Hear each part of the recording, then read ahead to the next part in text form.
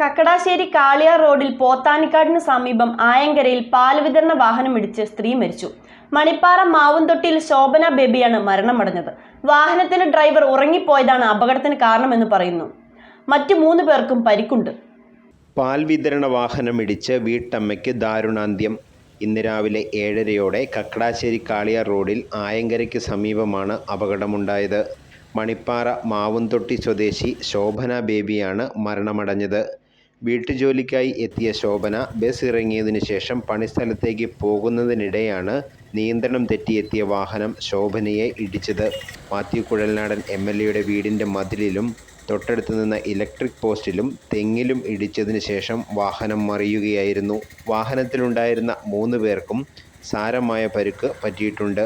Driver ഉറങ്ങിപ്പോയതാണ് അപകട കാരണമെന്ന് പ്രാഥമിക നിഗമനം. അപകടത്തെ തുടർന്ന് ഓടിക്കൂടിയ നാട്ടുകാർ ശോഭനയെ ആശുപത്രിയിലെത്തിച്ചുവെങ്കിലും മരണം സംഭവിക്കുകയായിരുന്നു. പോത്താനിക്കാട് പോലീസ് സ്ഥലത്തെത്തി മേൽ നടപടികൾ സ്വീകരിച്ചു.